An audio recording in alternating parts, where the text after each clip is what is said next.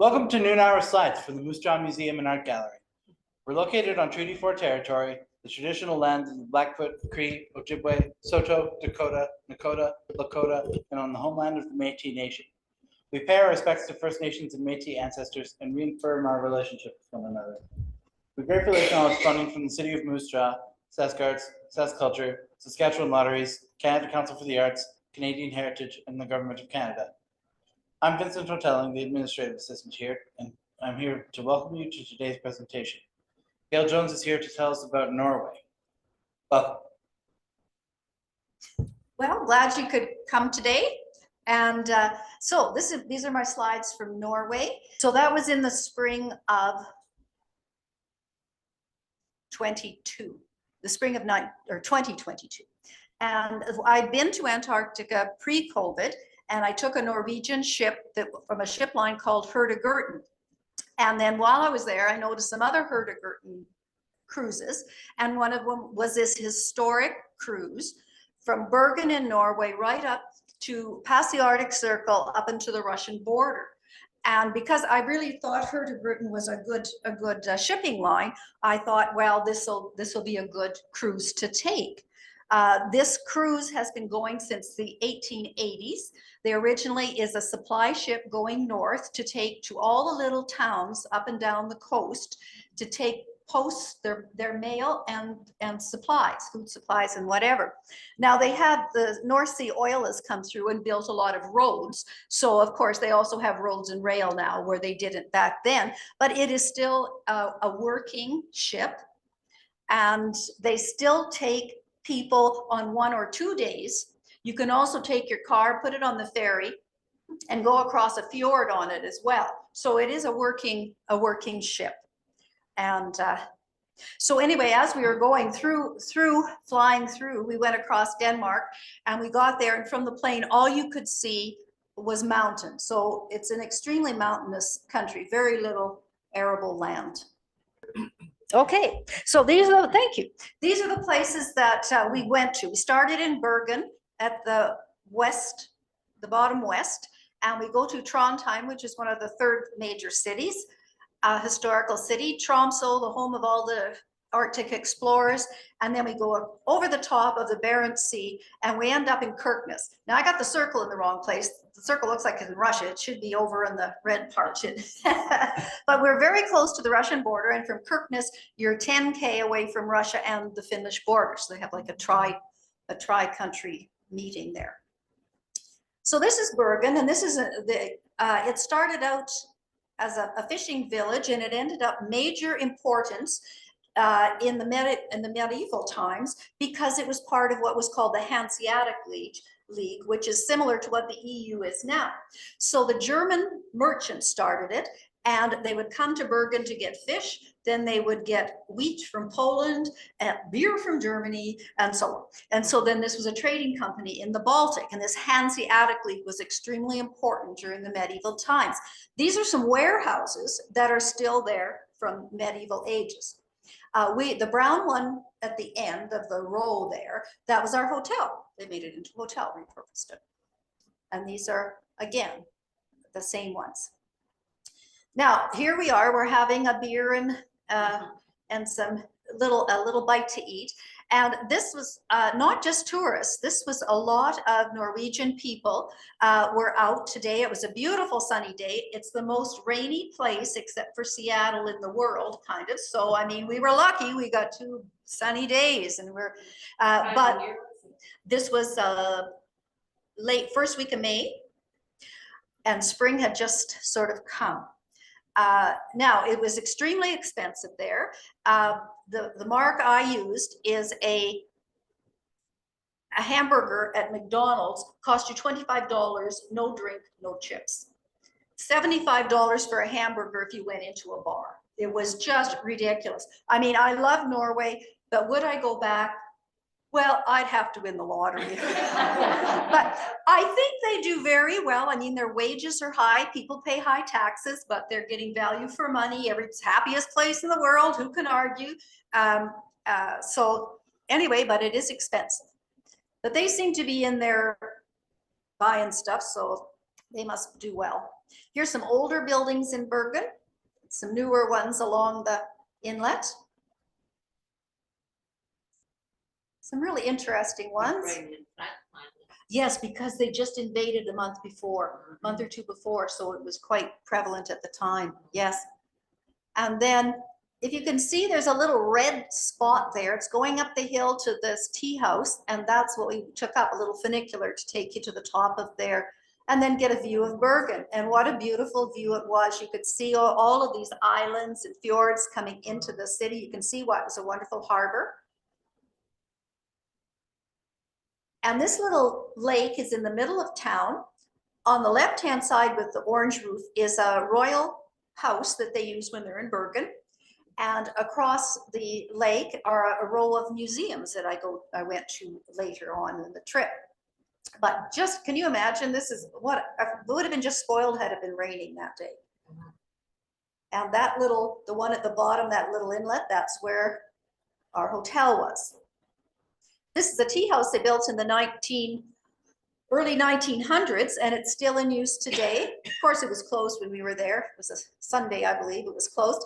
And and this is still on top of the hill, and all the people have brought their kids out to play in the playground. And I think Vincent last week must have talked about trolls in Iceland and how they believe in trolls, and the same in Norway.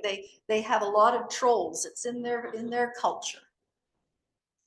On Sundays and the weekends, ladies get dressed up in traditional garb and walk around being sort of like, you know, ambassadors for the city. Also, they have marching bands. Now, there's only drums. It's just like a drum corps. Mostly, they used to be just boys in it, but we caught a couple of ladies that were getting ready to go on their marches. King crab, or yes, they have a lot of king crab in the area because you're up in the Arctic. And this is a fish restaurant we went to. Monkfish, that guy's holding on to that thing coming out. And this church was built by the Hanseatic League in the Middle Ages. It's called Marienkirken, or Mary's Church.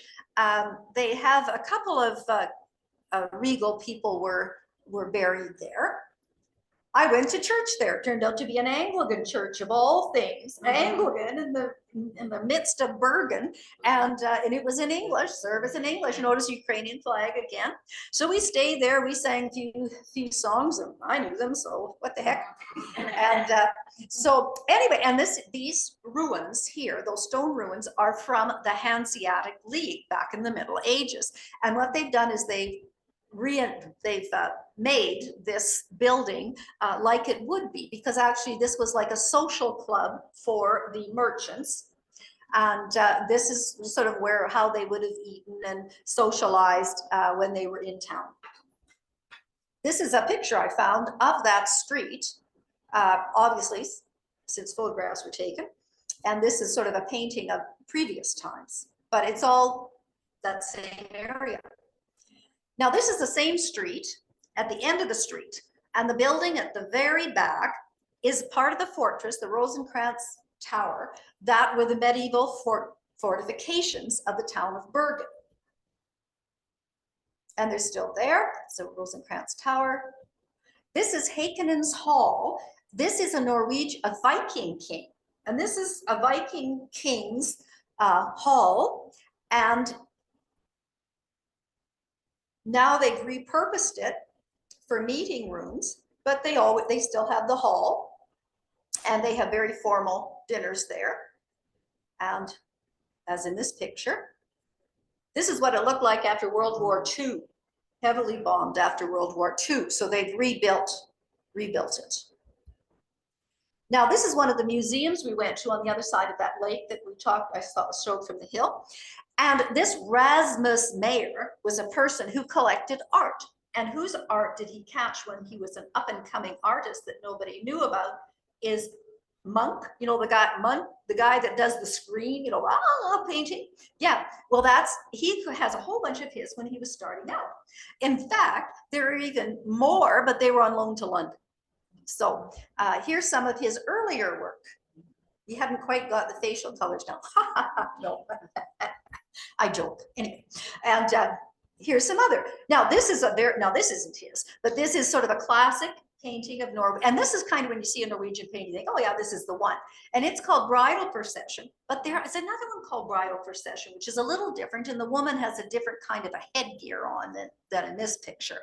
But this one was done by Johann Eckersberg around at that time, okay? And there's another one of his, sort of that kind of painting of the rural life at the time. So we have, this is Edvard Grieg, you know, the guy from Peer Gynt, the musician, and of course the Hall of the Mountain King composer, and you all know that song. You never want a cartoons and you want a spooky music, you bring in Hall of the Mountain King. Yeah, so that's it. And his home's just outside of Bergen, and if we had another day, we could have gone to it, but we had to settle for the statue. This is the university. There's a church at the top of all those stairs that we walked up to get there. And beside the university, there's a museum full of Viking artifacts. And these are like brooches and things that they have from the Viking day. The only problem is some university students, and don't know why, but they decided they were going to steal these things. So they went in and they stole all of these artifacts. Notice that brooch is kind of damaged. And they not only did they, of course, I don't know what they were thinking, who were they going to sell it to? And they threw it in a big garbage bag. They took all this stuff and hucked it in a garbage bag. And so, of course, a lot of the stuff broke. They went to jail. Some of it was damaged beyond, you know, help. So they did a lot of damage, just a couple of people that, I don't know what they were thinking. But anyway, so these are some more Viking artifacts. And these are some clothes. Do any of you watch the Vikings on TV? The lady I was with did, and she said, oh, this is exactly what they're wearing on the Vikings. So, anyway, so that's, I guess, what she's wearing on TV, I guess, and more artifacts. Now, this is not from where this is. This is a stave church, which is Norwegian. Symbolize of Norwegian with big, heavy oak beams supporting the church. But why I put it there is this was in the museum. These are altar paintings and so on, artwork from the stave churches that they brought into this museum. Here are the doors from the different stave churches around Norway. And so it's wood, and they've painted on the wood. And of course, it's spring. So this is the ship that we get on, Kong Harald. Kong meaning king. Harald is the name of the king at the present time. So now it was just, as we said, it's a working ship. It isn't like other ships that give you entertainment or art lessons or anything. So you're kind of on your own. They give you a few lectures every once in a while, but otherwise, you're here to get a ride, I guess. But it was, they treated you very well. So on the way out of Bergen, this is what we're seeing as we're coming out of the Bergen harbor. And oil derricks right in the, almost like right in town. I thought they'd be like way out in the North Sea, but they had two sitting right there on our way out. And there we go, out into the North Sea. And right now we are north latitude north of Churchill, where Bergen is. So we're starting at Churchill and moving north of the Arctic Circle. So we're quite far north. Here are some of the farms that we saw along the way as we're leaving Bergen. And a lot of sheep. And the little towns always had how far north they are. And right now we're 62 degrees north. We're getting up to Yellowknife territory. This is a town along the way, Älvsund, and it burned down in 1808, and the Germans came to save them and get at least, you know, tide them over till they had places to stay and food. And then the world helped rebuild it, and they rebuilt it in the Art Nouveau style, which was at the time. So they got all these decorations all over the buildings, like things like this you'd see all over the buildings. So they're quite interesting buildings. This, of course, is a little train that's going to take you to the top of the hill, so you can look over the town. And some German bunkers on the way from the Second World War. But here's the view you get out of the harbor in Älvsund. And I always like this picture. You get to see all the the colorful buildings and the little inlets through the town. So that was Allison, an interesting little town and stop. And some more little farms with the red barns on the way, lots of trees. We're starting to get a little bit snowier in the hills here.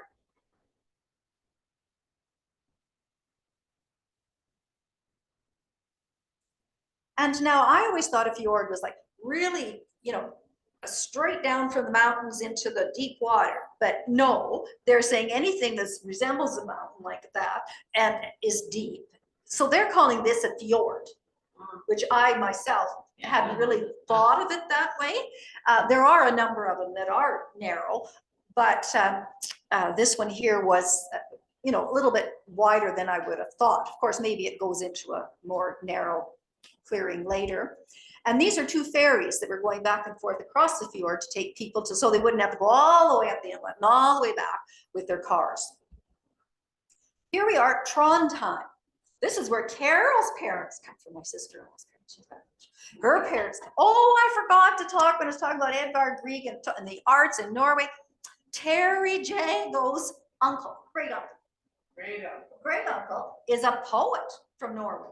Who is the best friend?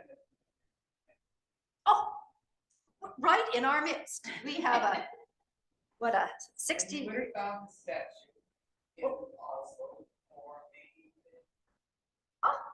certainly and I was going to talk to somebody about Terry's relative, and I forgot his name. Do you know some poet in Norway? Well, that wasn't going to work. So anyway, so Trondheim, back to Trondheim, a very historic town. It's been around years, ages and ages, but its claim to fame.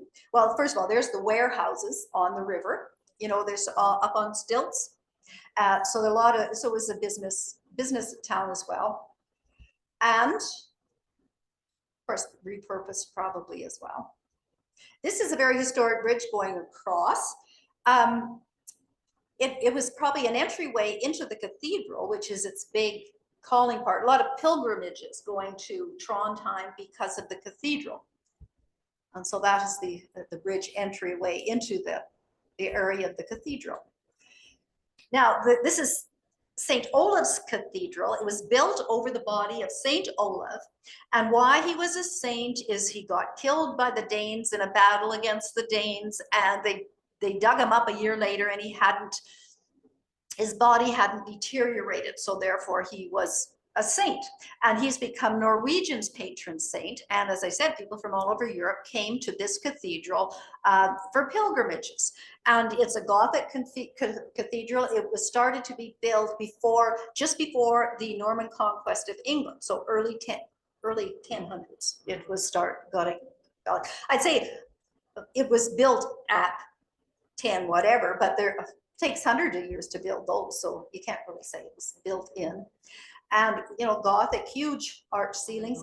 Across the front, these are statues of a number of saints, of course, so you know it was in there somewhere. Yes, and the kings and queens of Norway have been crowned here. This is their coronation church. And there's some of the work. You can imagine the stonemasons doing this work. It's quite lovely. And of course, all the high vaulted ceilings, the rose window inside the church. And of course, St. Olaf there. Outside, there's an archbishop's palace, and which is now not an archbishop's palace. It has the royal regalia in it. This is the king's robe. And notice the little brooch he has there with the cross. This is the queen's crown and the king's crown. There is a prince's crown, but I only have two there. And this is the royal family. The fellow that is standing on the left at the back is Harold, as in our ship, Kong Harold. And then on the right-hand side is Hakonen, which is the fellow that's going to take over when Harold dies, and the young lady that's going to next in line for the throne. Now, the guy on the left, if any of you saw the PBS series Atlantic Crossing, It was wonderful. If it comes on PBS, you'll have to see it. It got me so interested in Norway. The Second World War, the Germans came in, took over Norway. So Harold, the one, a guy on the left, who's now king, he and his mother and two sisters escaped to the States. And it's a story of them escaping and then their story during the Second World War, because Franklin Roosevelt were good friends of the couple and they gave them sanctuary. And the woman, Marta, his wife, spent the war there raising money for the Norwegian cause. And she got the Americans to also cough up a warship for them. So she was given this medal, this huge honor in Norway for all her work that she'd done. Now, the father, well, I'll tell you, but anyway, so that's the royal family. And here, this is also a museum here, and here's some of the statues that aren't on the church. And here's the floor of the old church, and it kind of looks like the one in Dublin does, St. Patrick's Cathedral in Dublin, the sort of the same kind of a ceramic kind of floor. And it was built about the same time.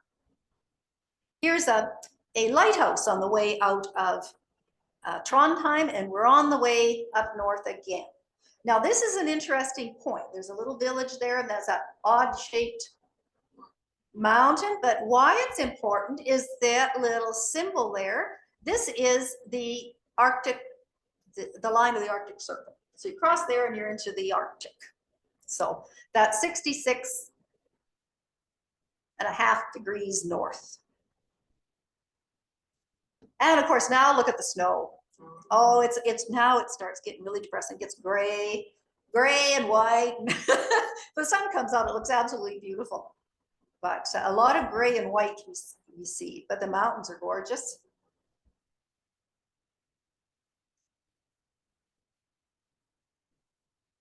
But of course, you know, the water isn't frozen in fjords. Of course, you got the Gulf Stream that's keeping it warm. And all the little towns have these little harbors with the fishing. Their fishing fleets are in the harbors, and a few pleasure boats, but most of them they're fishing boats that are in every little town's harbor along the north.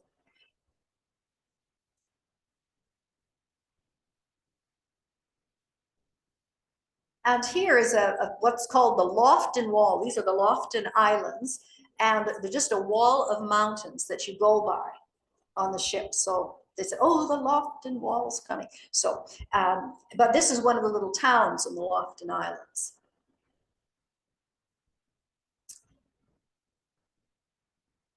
Okay, and then of course this is carrying the post for Norway.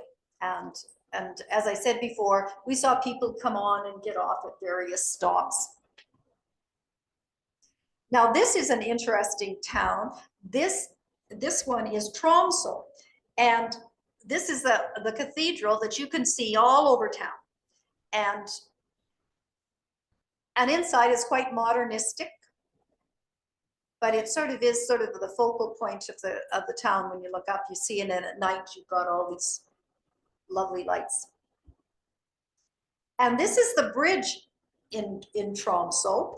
And if any of you have seen the latest James Bond show, he gets a motorcycle and he drives over a bridge. Now, I'm not sure this is the bridge, but it looks pretty much like the bridge. But I did see another one similar too. So they must have one engineering design and done a lot of them. So anyway, so that's another thing. But North Sea Oil has paid for all of these beautiful highways and bridges going north. So they've used their money. They haven't squandered their North Sea wealth. They've used it for infrastructure for the country. And so I think I'm quite proud of the Norwegian people for using it wisely. Well, who is the famous person from Tromsø? Is the Antarctic guy, Roald Amundsen. And of course, it ticked me off in the Antarctic because, well, we grew up. Scott was the hero. He died. He's the hero. This bozo came in at the last minute and stole it. You know, that's how we grew up, right? Yeah. So who's that? And everybody's going around, oh, Roald Amundsen. Anyway, so anyway, but after after learning more about him, because there's a whole museum with him, and no, he wasn't the only Arctic explorer. Tromsø had a whole lot of them. They had all their memorabilia and that, and he'd been an Arctic explorer. He'd done the first person to do the Northwest Passage both ways. So I mean, he was and he was into the Arctic a lot. So he knew what he was doing. And when you look back, Scott didn't have a clue what he was doing. He's in these little wool flannel things, and he took to motorized toboggans. And this guy, he's got the dog sleds, the furs, got the cross country skis. This guy knows what he's doing. Too, probably. Yeah. Scotty, Yes. Yeah. Yeah, he didn't even listen to them. Well, so anyway, whatever. I guess he was the winner for a reason. And there's his statue, Roald Amundson's statue in town. And this is on the way out. So obviously they're using the wind energy in these smaller towns. Now, this is another little town that we weren't necessarily supposed to get off at. There's another bridge across.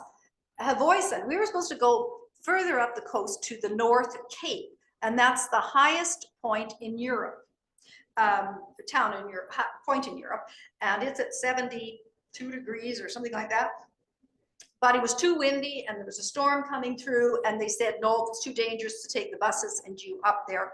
So they let us off this little town, and it was a cute little town. It was a good way to spend an hour or so.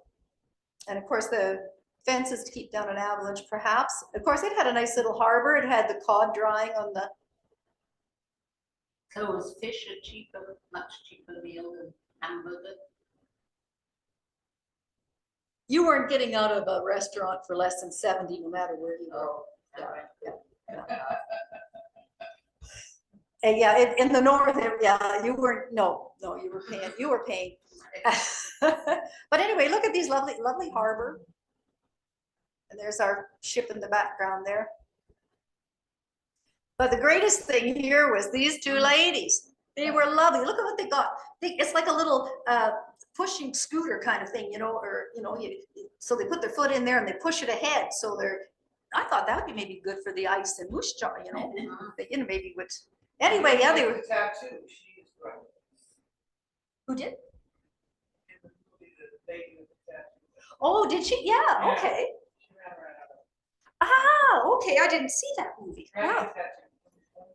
Dragon Tattoo. Yeah, okay. Anyway, so they were kind of fun. They kind of waved at us. They thought that was a pretty good deal, giving us a show. But I thought those were kind of cute.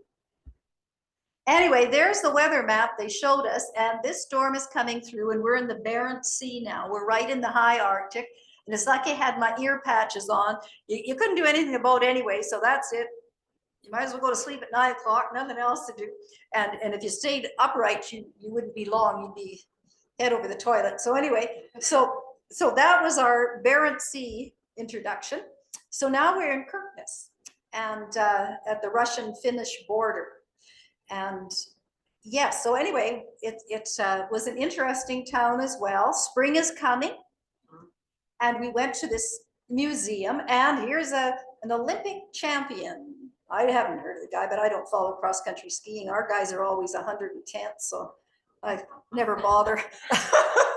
And here's his Olympic medals and other ones that he'd won at different times. So anyway, very accomplished man. The other was at the Second World War in Norway, and the North was extremely important to the Germans. It had a lot of minerals there that they needed. One thing they did is, and they had a whole section on the teachers during the Second World War, the Germans wanted them to teach Nazi propaganda to their children, and they refused to do it en masse. And so they threw them in jail, or the people escaped, one of the two. And it had all of, what they had gone through in the Second World War because of that, the teachers in northern Norway. And here's kind of similar to what our Arctic Inuit people use, I think. And so, but there are two, and this is the Sami culture, which is kind of like the old Laplanders. So there's the coastal Sami and the mountainous Sami.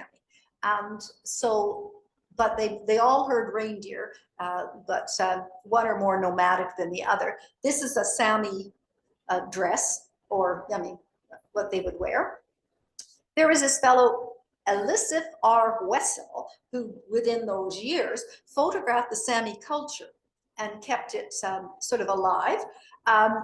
The Sami people have gone through very much the same as our native First Nations people. They didn't maybe put them on reservations, but they did force them into schools and tried to squash their culture. And so they are also dealing with the repercussions of what they did at that time. I think they closed their schools in 1960 before we did. We didn't close until maybe the last one in the 80s. But here's another picture of that fellows. The other one, I didn't know this guy's name, but look at these pictures. He's also a Sami artist. Now I've seen these somewhere. To me, I've seen these somewhere. That I got there. Well, I know this. Where do I know this? I've seen this. Is anyone else? This look familiar to them? Yeah, I was. Anyway, he's a famous artist, a Sami artist. And this is looking down on Kirkness. And we had reindeer steaks that night in the hotel. And then we were off to Oslo to finish up.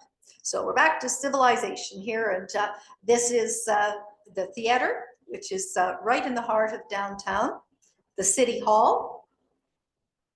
And this is the fortress, Ankerhus Fortress, that's right on the inlet. And of course, they let up all the cruise ships here. But here is all around this little inlet, they have old places for people to hang out and eat. And of course, again, we had another lovely sunny day, so it was a good day to sit out. Here's the Parliament buildings on one end of this center of town. And then in the middle, there's a park. And here's a road to one side. This is sort of their, when they have their national celebrations, this road, everybody lines up on this road and has parades up till the palace, which is on the other end. So you've got Parliament on one end and the palace on the other. And of course, here they have a changing of the guards. They have, you have the little feathers in their hats, and this is again the center of town. Back to the center of town. We also went to a historical site as well that they brought in. It's kind of like the Sukunin ship. They brought in buildings from all over the country and put them here. It's just sort of you know, samples of architecture. And they had a real estate church that they bought in. And so you see the big beams of the church and the artwork right in where it is in situ. Here we have. And the huge beams that go from the base of the church right up to the top, the huge beams.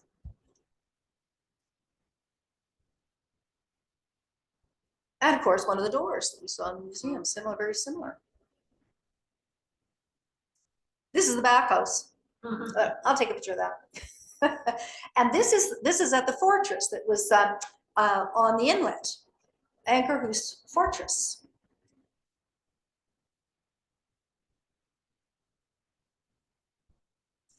And the king and queens of Norway are buried here, but just these two coffins.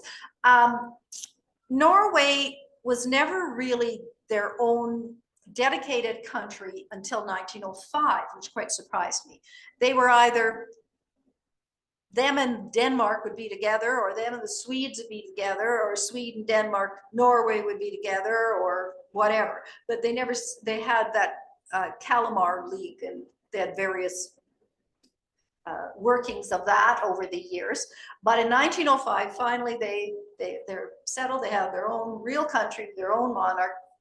In the white one is the first king, Håkon, and his wife Maud.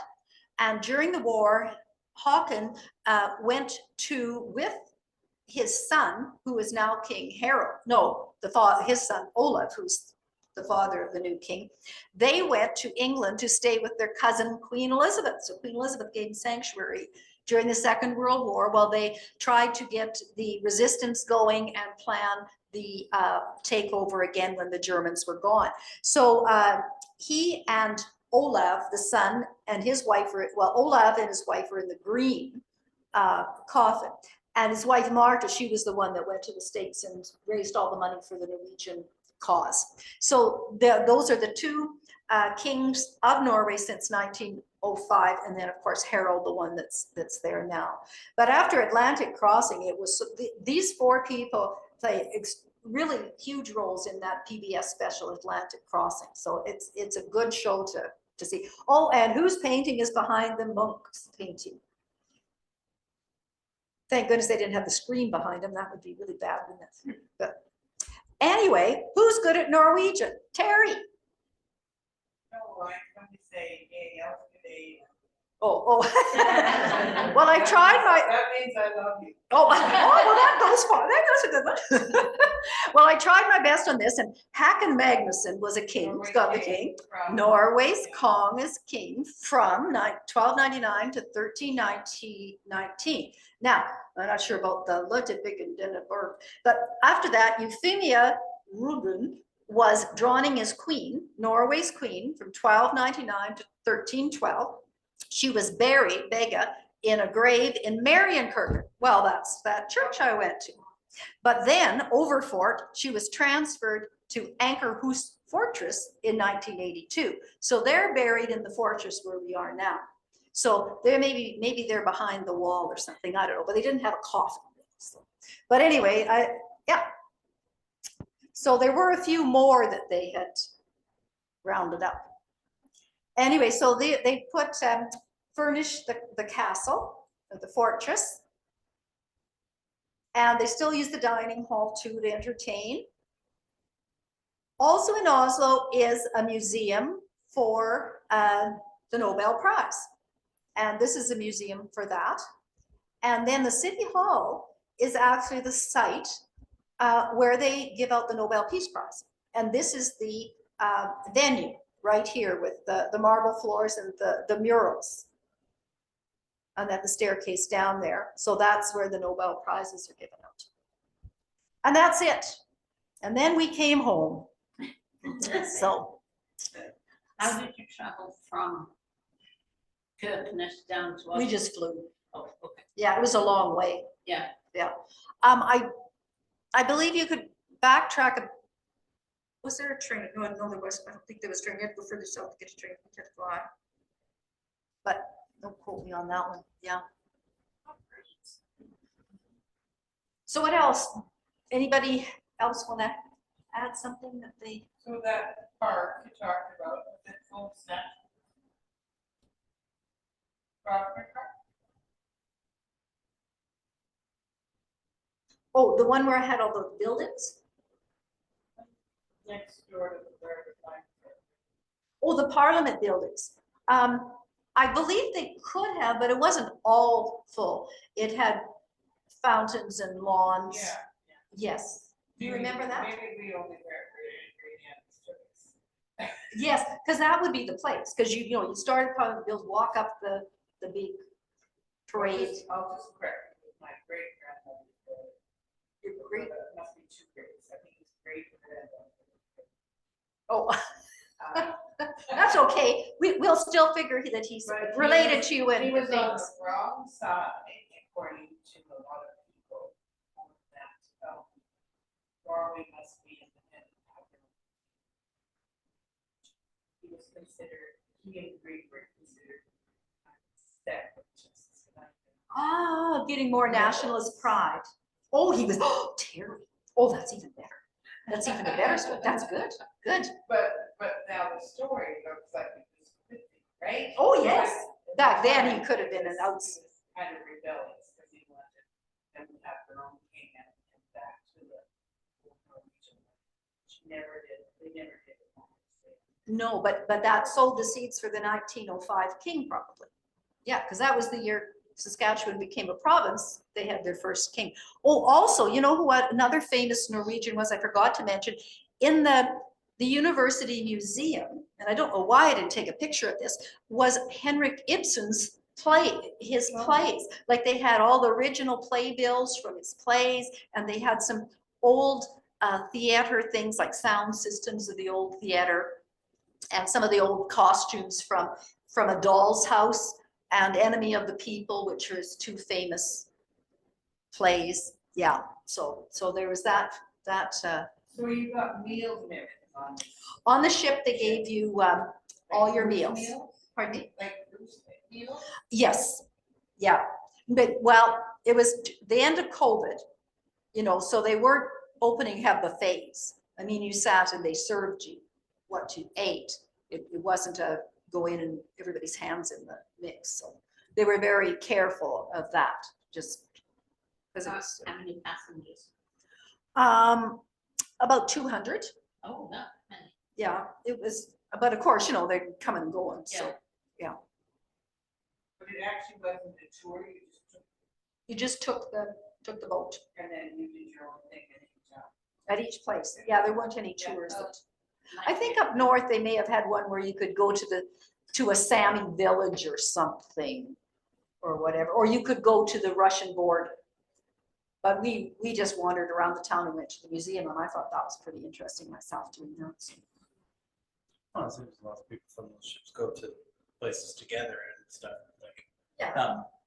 there's one of those, sorry, is it for they all congregate with their matching jackets and come down to the museum, fish restaurant where I was. And, Yeah, because on a normal ship, yeah, you'd stop and everybody would have a tour to go on, and you do that. But this one here, no, it wasn't really organized except for purpose at the end. Everything was, you're pretty well on your own, and not much entertainment, maybe a bit of a lecture, when you're at sea for a day. I think there was one on cod, one on the Sami people, whatever. So Gayle, you have traveled a lot, would you prefer to be on your own? Yes, yeah. And why? We just like seeing what we want to see, and we like the idea of wandering, and you never know what. Check out what's at the place that you're going to. Yeah. and decide what you want to do. Yeah, we always investigate before, so Yes. we know things you have to see, and they're usually ones a tour take you. Okay. But we always find that by wandering on the streets ourselves, we see a little bit more, and we take in a bit more. Mind you, there are some countries that you don't want to be on your own. When you don't know the language, or you can't even read what it says, then I'll take a tour. Yeah. Okay. Yeah. You can see why Norwegians came here if they wanted to farm. Oh, yes. Yeah, there really wasn't much land there for them to use. But they're very resourceful people. My gosh, yes. So they did what they could, yes.